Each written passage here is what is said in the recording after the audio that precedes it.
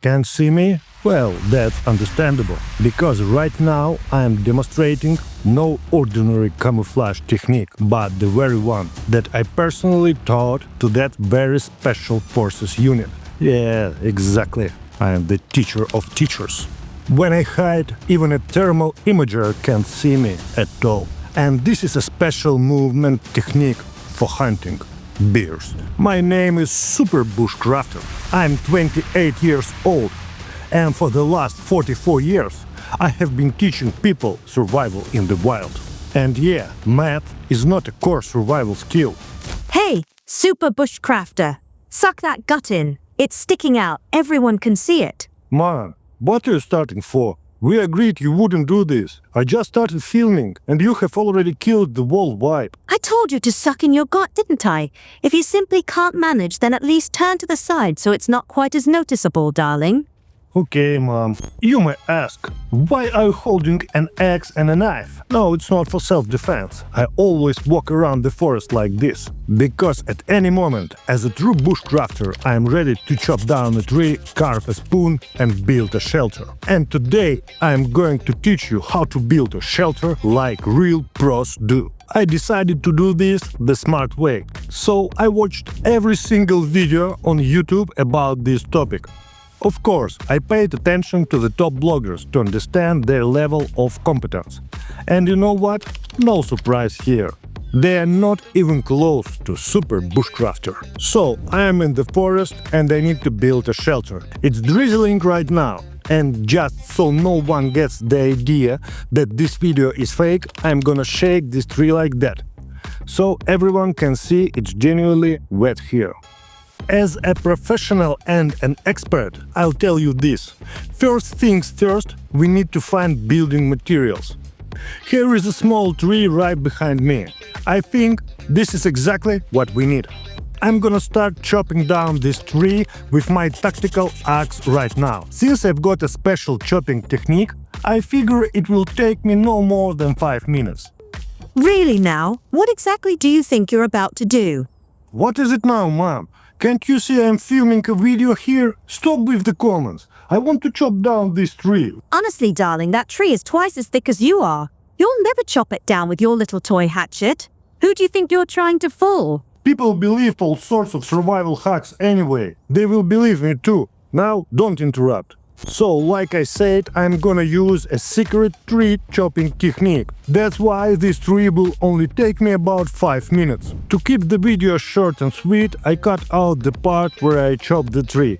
You know, to keep things snappy. Now I will use my camping saw to cut this tree into small logs, so I can use them later for the shelter. Straight up life hack for you. Before you start sawing the tree, you gotta squat down next to it. It will seriously speed up the process. Son, you know, sometimes I do regret not getting that abortion, really. Come on, Mom, you're butting in with your comments again. So what if it's a totally different tree? Get it? This is YouTube. Here, million subscriber bloggers show how they build entire houses deep in the woods. And guess what? People watch and believe them. So leave me alone with this tree. And if you ask me why I'm gonna saw this tree, just know. A real bushcrafter is always sowing something in the woods. Alright, I've cut up the tree and gathered the firewood. No problem. I will use it to build a shelter and, of course, to start a fire. Any seasoned bushcrafter knows, no matter how you ended up in the woods or why, you always gotta get at least 3 fires going. And you always gotta do it using different methods. That is the golden rule. Alright, I've got my building materials ready. Now I need to pick the perfect spot for the shelter. I specifically choose a place far from trees, on a flat area. Now I'm going to use my shovel to dig a hole here, probably about a few meters deep. So it will be super comfortable to sleep in tonight. Digging yourself a den like an animal is the second golden rule for an experienced bushcrafter. As a pro, I dig a hole every time I go into the woods, just to keep my shovel skills sharp. Honestly, darling, if you crawl into that mud right this instant, I most certainly am not washing your clothes afterwards. Mom, here you go again. What I'm supposed to do if this is popular on YouTube? Everyone's digging holes. Oh, for heaven's sake, darling, must you be so difficult? Fine. Show them how to cobble together a shelter from a tarp. Honestly, I've seen it myself. It's dreadfully popular on that YouTube contraption. Okay, Mom. Let's move on to an easier option. I'm gonna make a tarp shelter. This is one of my favorite types of shelters. I've set up a tarp on the summit of Everest twice, but that is not what we are here for right now. So I watched a great video about how to make a tarp shelter. You can tell right away, the author knows what he is talking about. He is clearly an expert, but unfortunately, he didn't share one secret way to use a tarp. And now I'm gonna show it to you. Alright, to build a shelter I picked the most open spot I can find. It makes sense, right? Cause then it's raining, I don't want water dripping on me from the trees on top of the rain. So I need a clear open area. And it's best to check that there is nothing annoying underfoot. Once I have found the spot, I start unpacking my tarp. What kind of tarp you use doesn't really matter. The important thing is that you have one. I carefully spread it out on the ground. That's step number 1. Now I'm gonna share a secret technique. So imagine you are diving into the water like a little fish. I jump and start rolling on the ground, wrapping myself in the tarp from all sides. Yeah, that's right. Secret Special Forces technique. Let me tell you the advantages of this method right away. First, you don't need any stakes. No need to carry them around or waste time making them. Second, you get 100% insulation from both top and bottom, and no wind can scare you. An excellent bushcraft survival method. Oh, really? That's it? I've simply had enough. I can't watch this for another moment. I'm going home now. Mom, please try to understand. It's all for the views, for the hype. I'm not doing this for nothing. Either you start showing some normal stuff right now, or I forget your name. You're always like this, Mom. Alright, I got you. Let's look at standard methods of building shelters. You know, basic methods for beginners. Perfect timing. It started raining again. Just the right moment to check out some actual working setups. What you are seeing here is a combo of a tarp and a hammock. The tarp is pitched at about head height. One side of the tarp is set at a 60-degree angle, and the other side is made into a kind of porch using trekking poles. I use this setup for temporary stops, meaning it's not meant for overnight stays. This setup has 3 main advantages. First, it's super easy and quick to set up. That is a lifesaver if the rain catches you out guard and you need cover fast. Second, if the ground is already muddy, wet and gross and you don't want to deal with set up a tent right in the dirt, a hammock is perfect. The third, there is still enough room under the tarp to start a small fire. The second combo is using a tarp with a tent. Here the tarp is lowered to about waist height and covers the tent on both sides.